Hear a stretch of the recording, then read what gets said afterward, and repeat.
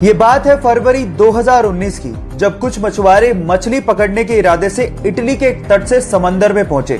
जब वो समंदर के बीचों बीच थे तो उन्हें कुछ दूरी पर कुछ तैरता हुआ दिखा।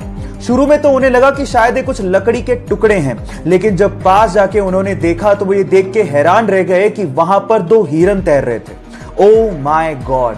अब ये हिरन समंदर के बीचों बीच कैसे पहुंचे, ये आज तक एक रहस्य है। बहरहाल उन मछुआरों को दिल से धन्यवाद, क्योंकि उन्होंने उन हिरणों को बचाने की सोची। तो उन मछुआरों के लिए एक लाइक तो बनता है। दुनिया का सबसे बड़ा क्रिकेट स्टेडियम इंडिया में है। Oh my God! पर यह सच है गाइस। मैं बात कर रहा हूं गुजरात के सरदार वल्लभ भाई पटेल स्टेडियम की, जिसकी सिटिंग कैपेसिटी 1,10,000 दर्शकों की है। इसके पहले तक यह रिकॉर्ड ऑस्ट्रेलिया के मेलबर्न क्रिकेट ग्राउंड का था, जहां की सिटिंग कैपेसिटी 1 लाख थी। इसकी खास बात यह है कि ये 63 एकड़ में फैला हुआ है और यहाँ पर 4 ड्रेसिंग रूम्स बनाए गए, मतलब एक समय पे 4 क्रिकेट टीमें एक साथ यहाँ पर ठहर सकती हैं। इसके अलावा अगर यहाँ पर बारिश हो गई तो यहाँ पर ड्रेनिंग सिस्टम बनाया गया, जिसके थ्रू इस मैदान को 30 मिनट के अंदर फिर से खेलने के लिए तैयार किया जा सकता है। पहले दुनिया की सबसे बड़ी स्टैचू और अब दुनिया का सबसे बड़ा cricket stadium. Yes, proud to be an Indian guys.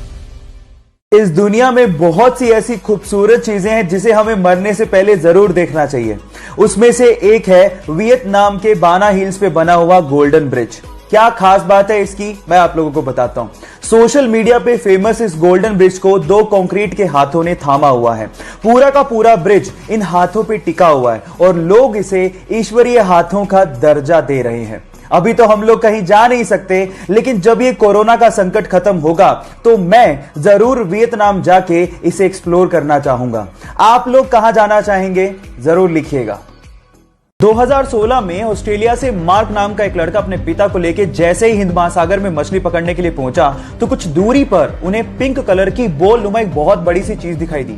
शुरू में तो उन्हें लगा कि शायद कोई नाव पलट गई है, लेकिन थोड़ा पास गए तो समझ में आया ये नाव तो नहीं है, लेकिन बहुत अजीब सी चीज थी। लेकिन जब बिल्कुल पास पहुंचे तो उन्हें समझ में आ गया था कि व्हेल की डेड बॉडी है।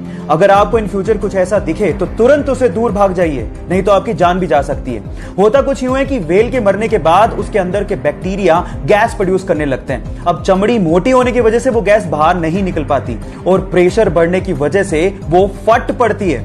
अब अगर ऐसा कुछ दिखे इन फ्यूचर तो सावधान जरूर रहिएगा। ये घटना है जनवरी 2020 की, जब पाकिस्तान के लाहौर में लोगों में तब डर का माहौल पैदा हो गया जब उन्होंने आसमान में एक बड़ा सा उड़ता काले रंग का छल्ला देखा। कुछ लोगों का यह कहना था कि शायद ये कोई शैतानी बादल है, तो कुछ लोग कहने लगे कि शायद ये कोई एलियन एक्टिविटी है। यही सेम काला छल्ला इंग्लैंड में भी देखने को मिला और यही सेम काला छल्ला कैलिफोर्निया में भी देखने को मिला। कुछ लोगों का कहना था कि शायद ये आग से निकले काले धुएं की वजह से बना हुआ हो सकता है, लेकिन दमकल कर्मियों का कहना था कि जब ये छल्ला दिखा तो आग लगने की कोई घटना हुई ही नहीं थी। तब ये क्या है गाइस? बहुत सारी इस धरती पर ऐसी रहस्यमयी घटनाएं होती हैं जिसका जवाब विज्ञान के पास भी नहीं है। महज 5 साल की उम्र में उसने अपने पिताजी को खो दिया। घर की और छोटे भाई बहन की जिम्मेदारी होने की वजह से उसने खाना बनाना सीखा और महज 7 साल की उम्र में उसने खाना स्पेशली चिकन बनाना सीख लिया था। लेकिन जब भी वो जॉब के लिए बाहर जाता उसे ठोकरें ही मिलती। जॉब ना होने की वजह से शादी के बाद उसकी पत्नी भी उसका साथ छोड़ के चली गई और 60 साल की उम्र तक आते आते अपना पेट पालने के अलावा उसने कुछ नहीं किया।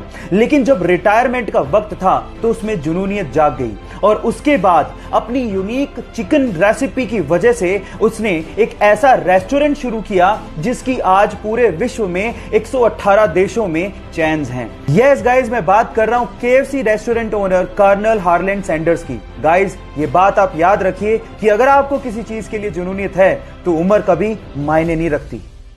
गाइस, इस वीडियो को देख के मेरा दिल पसीज गया है, सच बता रहा हूं। कोरोना से लड़ने के लिए और इन मरीजों की सेवा करने के लिए डॉक्टर्स लोग अपनी जान हथेली पे रख के पूरे दिन अपना फर्ज निभा रहे हैं। पूरे दिन मास्क पहनना पड़ता है और उसके बाद जब उसको निकालते हैं तो ऐसी हालत हो जाती है।